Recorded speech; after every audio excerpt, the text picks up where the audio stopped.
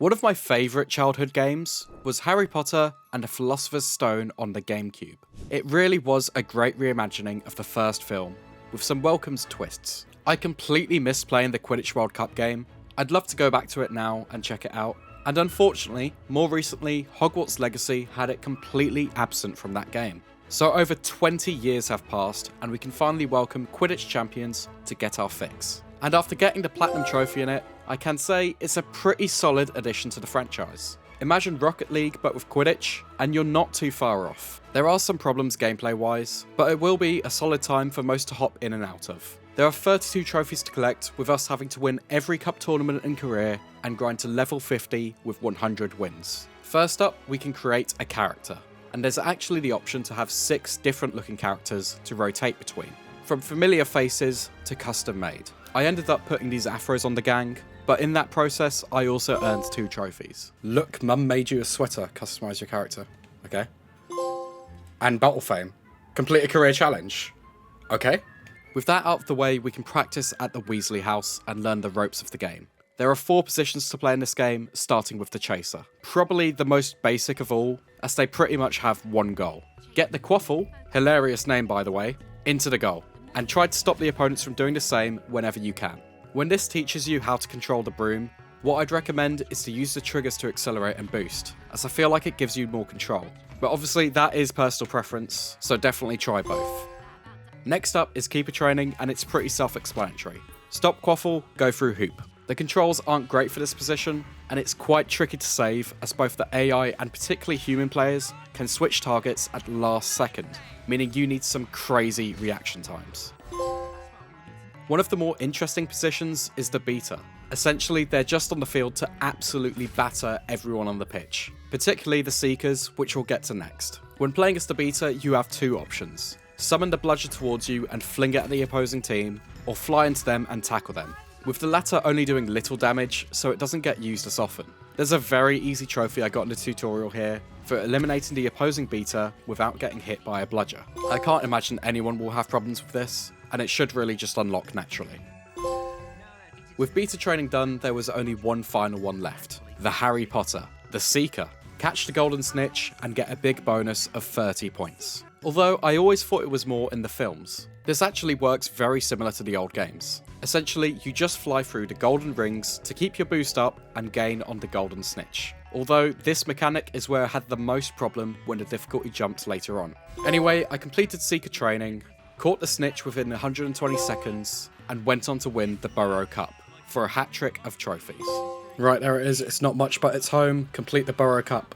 With training done, it was time to play with my 2 pals, Mr. Epic Piss and Seg is Hollywood. Seg should also be doing a Quidditch video, which I'll link below when it goes live. But the reason we were playing online was for the trophy. I want a nice clean game. For playing 5 PvP matches, and these are in teams of 3.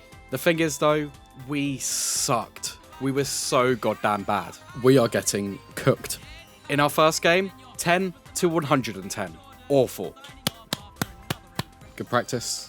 We rotated roles a few times, and I think my best position was a Seeker. Although by no means was this not stressful. Yeah, their keeper is ass. This guy just... What the fuck is going on?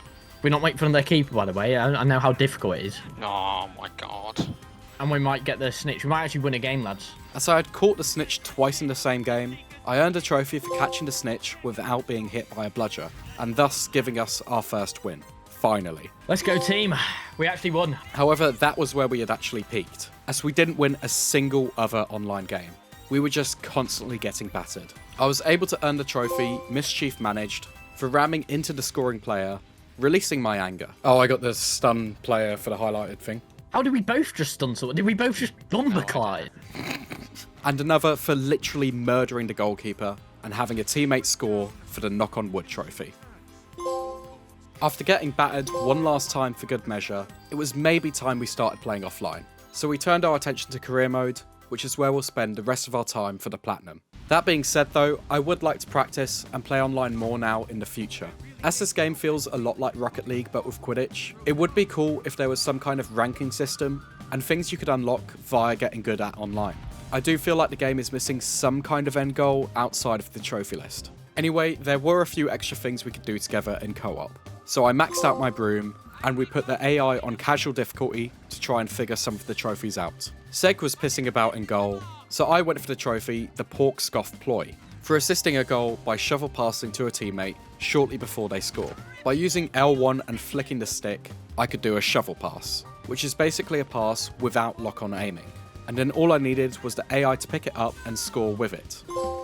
Yeah, I got the trophy. Unlucky, mate. Another easy one to pull off as the chaser is to just hover in goal and wait for the opponents to shoot, thus intercepting a shot. Was that an intercept shot? Yeah, I got it. Yeah, chasers were extra responsibilities. And on this difficulty, it wasn't long before we won a game to 0. Give me the trophy! We also won 5 games in a party. I can't believe that one took nearly 2 hours to get. We played a few more games together anyway, as we had already started work on the Hogwarts Inter-House Cup for the Hogwarts Hero Trophy, so we thought we may as well finish it. I put 10 skill points into one position for a trophy, and then it was my turn to play in goal, completing a few saves and earning a mastery challenge for each role. I'll be honest, I have no idea what these challenges are, this just popped naturally. The other objective, however, was to earn a platinum medal for each role. Earning a medal is pretty easy if you know what you're doing for it, and some I ended up getting naturally as well. For the Seeker, you need to catch the snitch twice in the same game. The Chaser just needs 5 goals in one game. Beater is 5 keeper takeouts, although I'm pretty sure I got this one by taking out chasers instead. And finally, the Keeper needs 5 saves in one game, which is what I got here. If you just focus one of these in each game, they can be gotten no problems whatsoever. After that game, we should have got the trophy for winning the Hogwarts Cup. Problem is, it's glitched. You can't win it in co-op with friends, and not even the host gets it. So it was time to start solo grinding from here on out. For the trophy, Quidditch is easy enough to understand. You need to win any cup on Champion difficulty. The problem is, to unlock Champion, you need to win a cup on a previous difficulty. So my plan was to start on Standard and work my way through the cups at the same time. Winning the Hogwarts Cup on Standard gave me no problems whatsoever. And the same goes for the next cup too, which is where the best from each school comes together to face each other, leaving us with one last tournament on Expert difficulty, the second highest difficulty. And for some reason, the Quidditch World Cup was the hardest tournament in the game, harder than Champion difficulty. On this difficulty, with the AI being better, I could continue to attempt a trophy, which took me way longer than it should have, for saving a goal with your power save. In skill points as the goalkeeper, you need to put 2 skills into the bottom one, and then attempt to save a shot by holding X and releasing at the right time. Oh, there it is, a superb keeper. It's really finicky to get that. That's taken quite a lot of attempts, and I didn't actually even save it properly there, but we've got it. The main reason this game is harder on this difficulty, however, and probably my main problem with this game as a whole, is the RNG that occurs when you're trying to stop the Seeker from catching the snitch. You see, you can eliminate them, which gives you 10 seconds grace for your Seeker to catch the snitch. The problem is, whether or not they'll dodge your attacks is completely luck-based. And sometimes it feels like no matter how many times you attack, they'll eventually end up catching the snitch. How? Literally how? I hit her 3 times and it wouldn't let me lock on after that. Come on, man. And in the final second of the final game, after multiple failed hits, this happened. Oh, it hit the wrong one. Come on, man. How have they caught it on the last second? Oh, fuck off, man. How have they won that at the last second? So, another run on Expert difficulty. On my way to the final again, I won my 25th total game. And would you believe it? It happened again. What? Oh my god. This game just cheats. It literally just cheats. How have we lost again? In the last seconds, it basically cheats to... Oh my god. Thank God for third time lucky. Hours after I first started playing this tournament, we did it. The fact there's another difficulty above that, I'm not looking forward to. Now it was time to move on to the ultimate challenge, Champion difficulty. And I don't know if I was just better at this point or what, but this was an absolute breeze. The trickiest miscellaneous trophy in this game is Player Caller for saving a shot on goal from a chaser you recently debuffed. And this is another skill you can put on. But trying to get this to work when it moves at such a high speed and you can't predict the AI's next move is really tricky. So I imagine this will take most people quite a few attempts before it unlocks, just like it did for me. Oh, I got it. Play Caller. Save a shot on goal from a chaser you recently debuffed. That's really tricky to actually get done. After this, we stormed home the Hogwarts Cup once again on Champion difficulty. Champion was easier than Expert, somehow. I don't understand how, but that was a breeze. And with everything else done, I only had 2 trophies left, for reaching level 50 in career and winning 100 matches total. And to get this video out pretty quickly, I basically just left the gameplay itself. I could play on casual difficulty whilst writing and editing this video. Bit of a fourth wall break there. So really, the gameplay is nothing but sometimes an absent chair, and my character sat still. One thing I should mention, PS1 Hagrid. Having him in the game is great, but I've now platinumed this game and I still have not unlocked him. Why did they make the XP requirements for him so high? But anyway, I reached level 45, which actually popped the level 50 trophy, and about 5 games later, I won my 100th total game.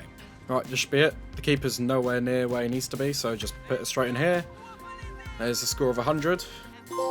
There it is, Quidditch Champion, win 100 games of Quidditch, and you're a wizard, Harry! Earn all trophies in Harry Potter Quidditch Champions. If you enjoyed this video, don't forget to leave it a like, comment, and subscribe, and click on screen to see more videos by me.